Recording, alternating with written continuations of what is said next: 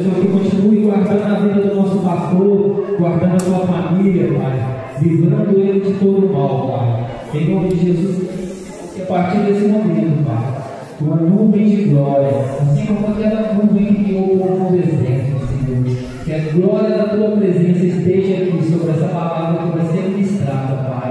E em nome de Jesus, nós estamos aqui renovados da tua palavra e cheios da tua presença, Pai. E assim nós te agradecemos e te adoramos pela vida do nosso pastor. Continue usando ele, Pai, em nome de Jesus. Amém. Amém. Glória a Deus. Amém. Eu cumprimento a igreja na graça e na paz do Senhor Jesus. Podeis assentar, mantendo a tua mente ligada naquilo que Deus vai continuar a fazer nesta noite. Ele já começou a falar desde o início do culto. Eu sei que ele ainda tem para falar no meu coração. Ele tem ainda muito para falar no seu coração. E a palavra que vou ministrar hoje à igreja, que Deus tocou no meu coração, foi a mesma palavra que eu preguei ontem às Unidas. E é uma palavra que ainda está ardendo praticamente um mês no meu coração, que eu venho falando sobre louvor, sobre gratidão. E o tema dessa noite que eu quero falar com você, e o desafio é: troque as palavras contrárias por adoração. Troque palavras contrárias por adoração. Vamos lá no Salmo 34. Salmos 34.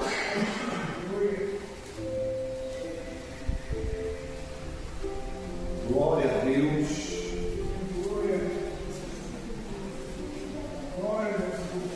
Salmo de número 34.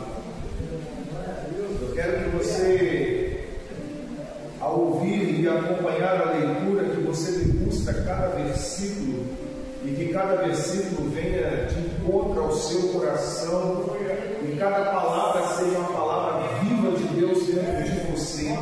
A palavra do Senhor vai dizer assim: louvarei ao Senhor em todo o tempo. O seu louvor estará continuamente na minha boca.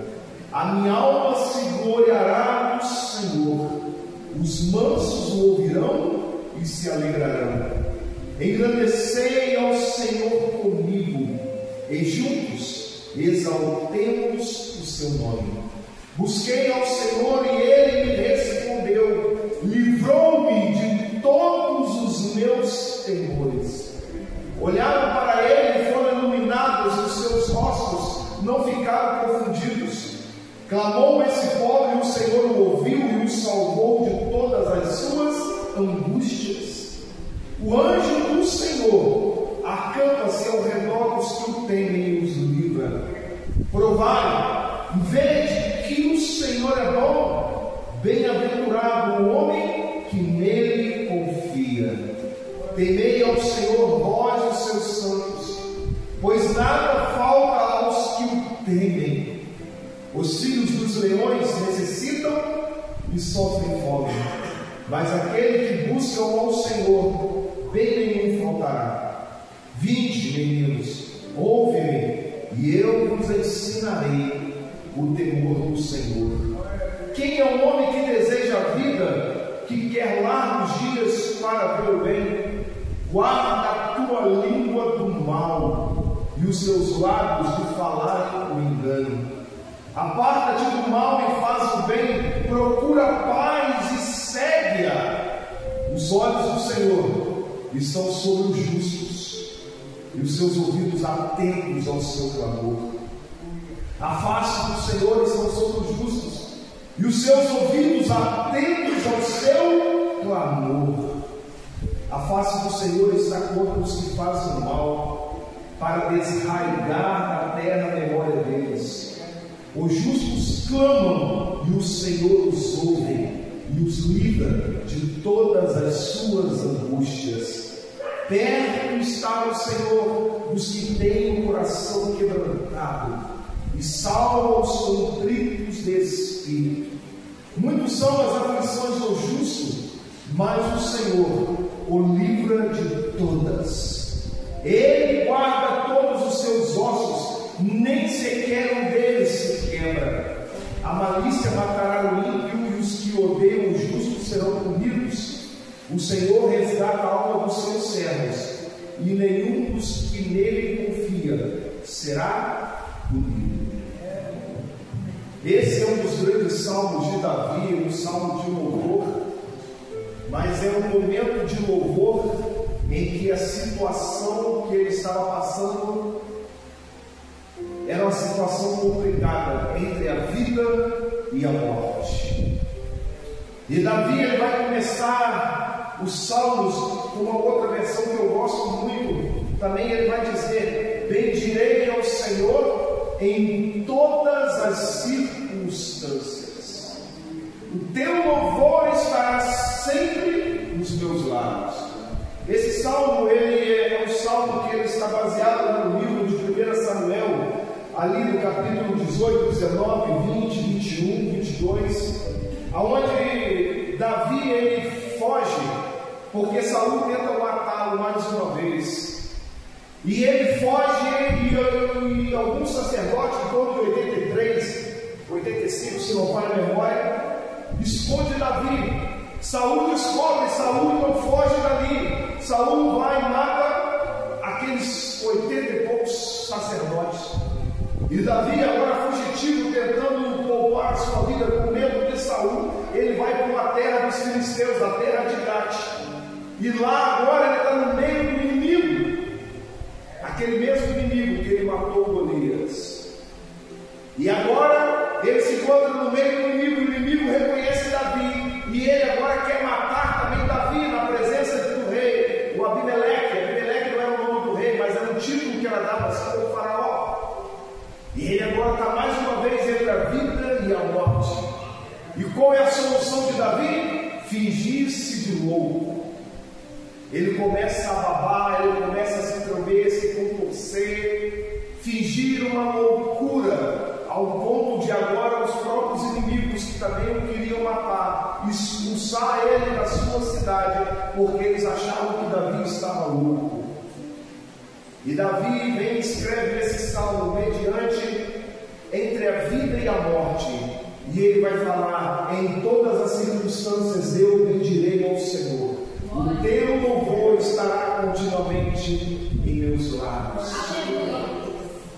E Davi aqui ele vai começar a descrever tudo aquilo que Deus faz.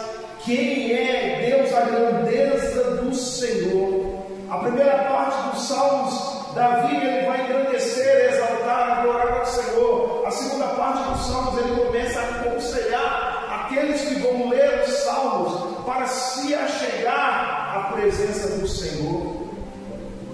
Davi ele vai falar no salmo versículo 13: guarda a tua língua do mal. Ele está falando: não use a tua boca de maneira errada. Não use a tua boca para trazer maldição à outranda. Não use a tua boca para trazer contendas, para trazer reclamações, mas que o louvor esteja continuamente na tua boca. Davi ele traz um alerta para aqueles que buscam o Senhor, sempre o encontrarão. Davi ele está dizendo que os olhos do Senhor estão sobre os justos. Ele está dizendo que os anjos do Senhor estão acampando ao nosso redor. Ele alerta que os olhos do Senhor, a face do Senhor é contra os que fazem mal, mas o Senhor ele cuida dos justos. E por isso Davi ele pode ter a tranquilidade, mesmo que os inimigos se levantem contra ele, o louvor continua em seus lábios, porque ele sabe que o Deus que ele serve é o Deus que está guardando a tua vida. Ao todo, em modo resumido, Davi ele vai querer dizer: não se importa com o que vai acontecer, porque o seu Deus está sempre de prontidão para guardar a tua vida. Esse salmo é um salmo que vai expressar a ação de graças pela proteção e cuidado de Deus. Para aqueles que confiam no Senhor, ele vai falar: bem-aventurados que confiam no Senhor. Aí o salmista do Salmo 125 vai dizer que aqueles que confiam no Senhor serão como um monte de Sião que não se abala, mas permanece para sempre. Porque os que confiam no Senhor não olham para as circunstâncias, Com aqueles que confiam no Senhor, não importa o que vai estar ao seu redor, mas ele confia porque ele sabe que ele tem o guarda de Israel, que não cochila e ele dormita, porque os seus olhos estão continuamente sobre os seus. Davi, ele quando chega lá naquele acampamento dos israelitas, 40 dias o povo está sendo blasfemado, Deus sendo blasfemado, o povo sendo ameaçado pelos filisteus, e aqueles soldados agora estão todos amedrontados, mas Davi, ele chega com uma energia renovada de alguém que já experimentou o poder de Deus, livrando ele de um urso e de um leão, e ele chega com toda aquela convicção, ele não está nem aí pelaquilo que Golias está falando, ele não está preocupado com os soldados israelitas temerosos, ele não se deixou contaminar, porque ele acreditava, ele confiava no poder do Deus a quem ele servia. E ele vai chegar diante de Golias, Golias vem com aquela grande espada, com aquele tamanho todo, mas Davi não vai olhar para o tamanho da espada, Davi não vai olhar pela força do Golias, mas ele vai dizer: você vem de mim com espadas e escudo, mas eu vou contra você, em nome do Senhor dos Exércitos. Davi não estava preocupado com as circunstâncias que o estavam cercando, porque ele sabia em quem ele cria. Davi tinha algo de especial na vida dele. Davi, quando ele assume o trono, ele vai transformar Jerusalém na capital política e religiosa. E Davi, ele agora, o que ele vai fazer? A sua primeira atitude, ele vai atrás da Arca da Aliança, porque ele sabe que a Arca da Aliança é onde representava a presença de Deus. Davi, ele agora era um homem treinado pela guerra. Davi, ele já tinha vários sucessos na guerra, mas ele sabia que não adiantava nada todas as suas habilidades se não tivesse a presença do Senhor. Davi, ele sabia que não importava os soldados valentes que estavam ao lado dele, não importava o quão habilidoso na espada ele era, mas se não tivesse a presença, de nada adiantaria. E ele vai atrás da aliança. É por isso que Davi não consegue enxergar as circunstâncias, mas ele pode falar que o seu louvor estará sempre nos meus lábios, porque a presença era a coisa que ele mais tinha de importante na tua vida. Davi, quando ele pega com Betseba, chega o profeta Natan e vai falar: Davi, você então vai morrer. Davi não estava preocupado em perder a coroa, Davi estava preocupado em perder a presença.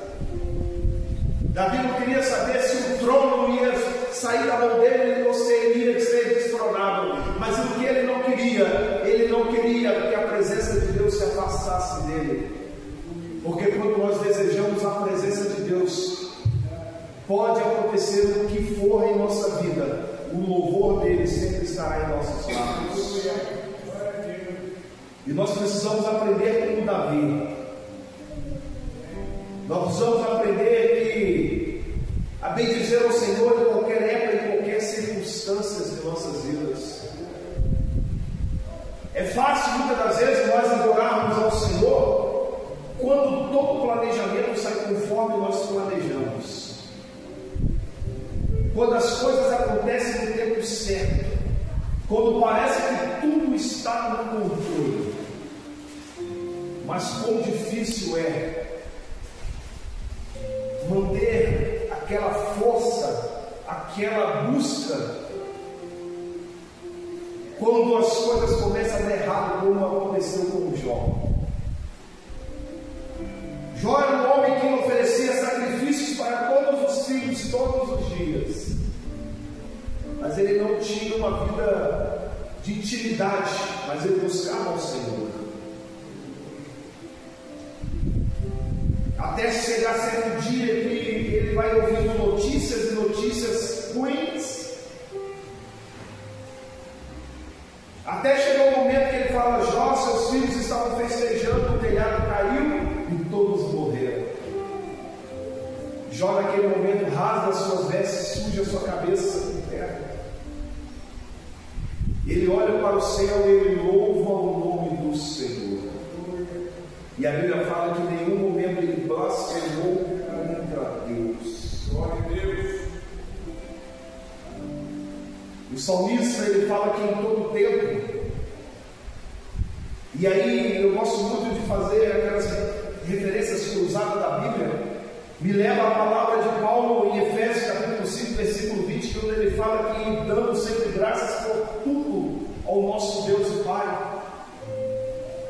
E aí o salmista no Salmo 146, ele vai falar que devemos louvar ao Senhor durante a minha vida, cantar ao Senhor louvores ao meu Deus enquanto eu viver. 3 palavras que vão dizer a mesma coisa, que a nossa boca tem que haver louvor continuamente. Não importa as circunstâncias, louve ao Senhor. E Paulo ainda vai falar: em tudo murmurais. Amém? Quase que eu vi um amém. Em tudo dai graças. Dai graças é louvar. E ele fala por que devemos dar graça?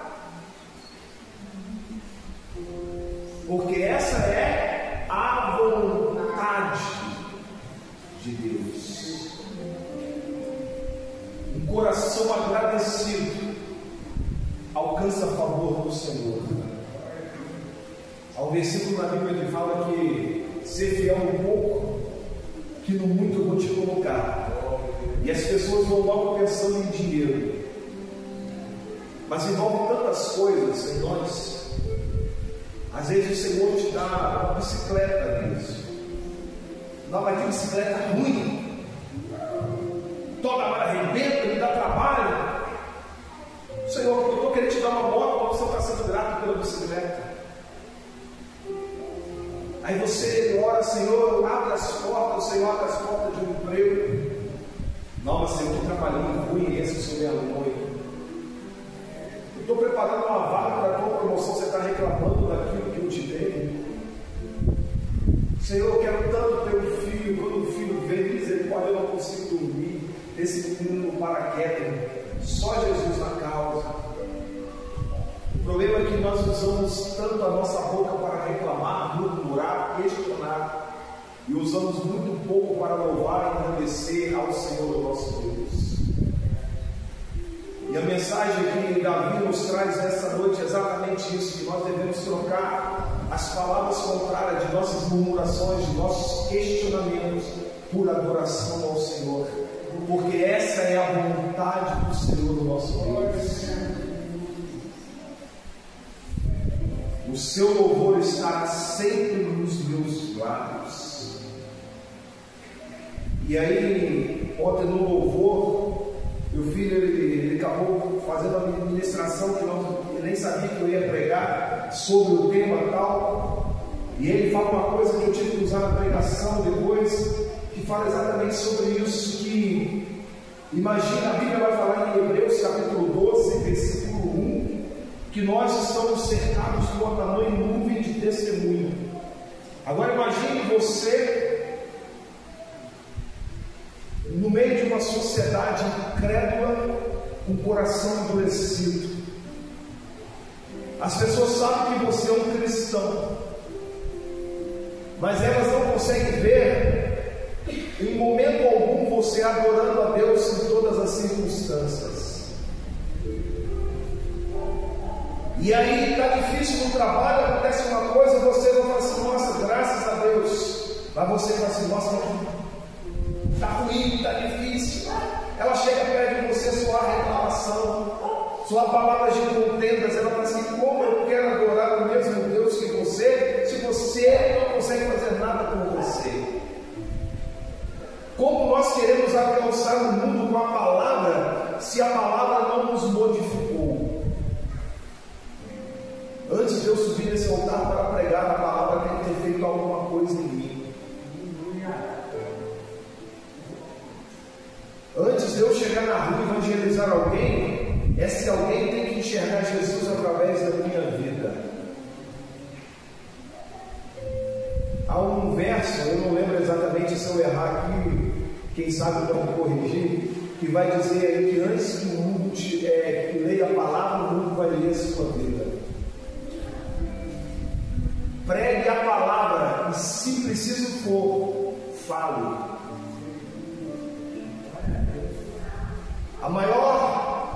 Às vezes as pessoas falam assim: eu não sei evangelizar. Viva Jesus. Viva a essência do Evangelho, que já é a maior evangelização que você pode dar. A Bíblia fala que nós somos testemunhas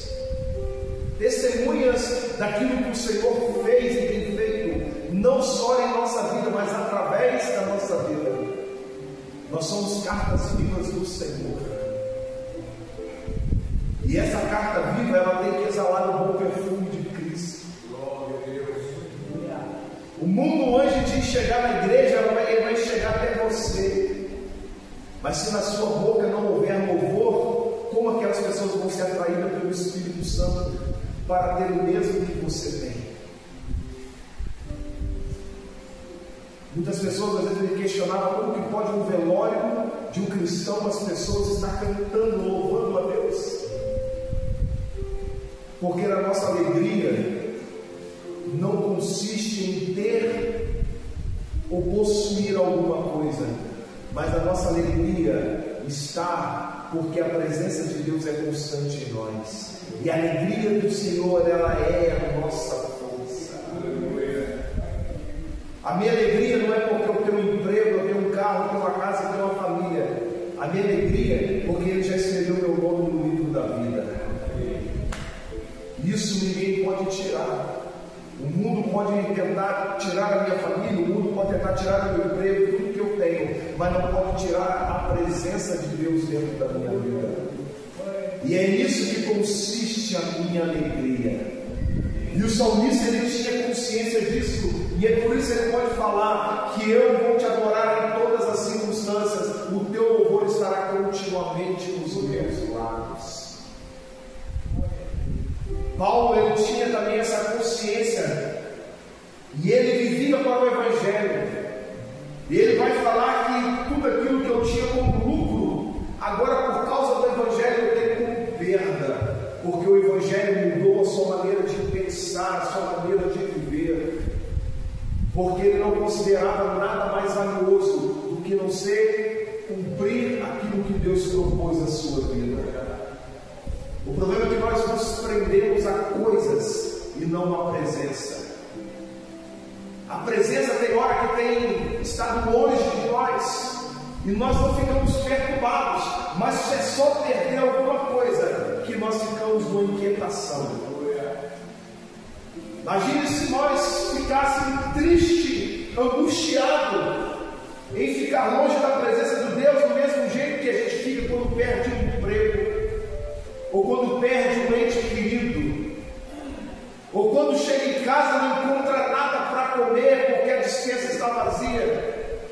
Imagine se essa tristeza ela fosse muito maior quando nós não sentíssemos a presença de Deus. E é algo que nós precisamos perguntar para nós: o que nós temos de mais valioso na nossa vida? De repente, se eu perguntar isso para cada um de vocês, eu vou dizer até porque a presença de Deus. Mas nós precisamos fazer uma autoanálise de nós termos certeza que realmente, será que a presença tem sido a coisa mais importante para as nossas vidas? Aquilo que eu busco para o meu próprio interesse, eu tenho buscado a Deus na mesma intensidade. O salmista, ele podia dizer que o seu louvor estará continuamente nos meus lábios, porque ele buscava constantemente a presença de Deus. Moisés, quando ele está lá no deserto, o povo está a ponto de ser destruído, porque Moisés passou 40 dias no monte e agora eles constroem um bezerro de ouro ao Senhor. De tanto Moisés clamar, ele clama pelo povo. Deus fala assim: eu não vou destruir o povo, mas a partir de agora eu abençoo vocês seguem o caminho, mas eu não vou seguir com vocês. Esse povo tem um coração muito duro. Moisés fala: jamais, se a tua presença não estiver conosco, nós não sairemos daqui. Quantas vezes nós saímos da nossa casa sem buscar a presença de Deus? Quantas vezes nós nos levantamos, fazemos tudo, menos dedicamos tempo para buscar a presença de Deus? Provérbios capítulo 10, versículo 20 ou 22, eu sempre confundo, vai dizer que a presença que a bênção de Deus enriquece, e ela não traz dores alguma. Só que tem um porém: a bênção de Deus só está onde há a sua presença, porque a presença é a própria bênção que Ele tem sobre as nossas vidas. Usamos tanto a nossa boca para reclamar, para se lamentar, mas esquecemos de adorar e agradecer a Ele por tudo que Ele já fez por nós. Você hoje tem motivos para agradecer a Deus? Você hoje tem motivos para falar: Senhor, eu não quero pedir nada, eu só quero te agradecer por tudo que o Senhor já fez na minha vida? Você tem dedicado tempo para agradecer? Você tem dedicado tempo para agradecer por tudo que Ele fez, esquecer de pedir e só agradecer? Ser fiel um pouco, que no muito Ele vai te colocar. Seja grato pelos detalhes que Deus tem feito na tua vida. Eu tenho hora, Deus, de manhã, eu falo: Senhor, obrigado pela noite, obrigado pelo ar que eu respiro, porque eu sei que como é bom respirar, porque eu passei internado de Covid e eu não conseguia respirar normal, somente com aparelhos.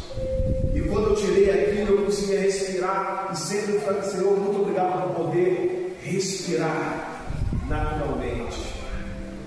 São detalhes da nossa vida.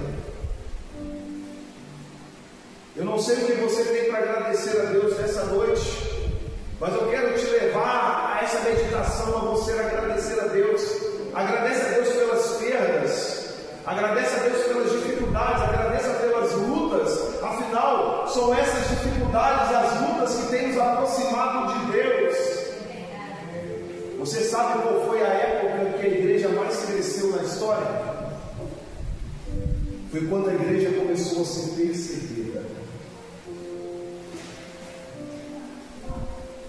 A igreja começou a ser perseguida e cada um foi para um canto. E cada canto que essas pessoas iam era uma igreja que era formada, e o evangelho estava expandido. A falta de luta nos deixa no acomodismo. E esse acomodismo, a gente desaprende até a lutar. E aí, quando a luta chega, a gente não sabe nem como reagir. Porque além de desaprender a lutar, a gente vai acostumando a não buscar a presença de Deus. As lutas, ela faz parte, porque ela nos aproxima do Pai. Jesus vai falar que no mundo você vai ter aflição. Ele não fala que você vai ter uma vida boa. Se alguém falou, vem para a igreja, que tudo, os seus problemas todos vão ser resolvidos, eles estão certos em uma parte. Eles estão certos em falar que seus problemas estão resolvidos, não que eles vão deixar de acontecer, mas porque quem vai guerrear por você não é você, é o Senhor que guerreia suas batalhas. A nossa vida se torna fácil, não porque as lutas vão deixar de acontecer, mas porque é o Senhor que luta por nós. Se você até hoje está cansado das suas guerras, é porque você tem lutado com as suas forças. Mas deixe o Senhor guerrear por você. Aprenda a descansar no Senhor. Enquanto você adora, enquanto você louva, o Senhor trabalha em favor da tua vida.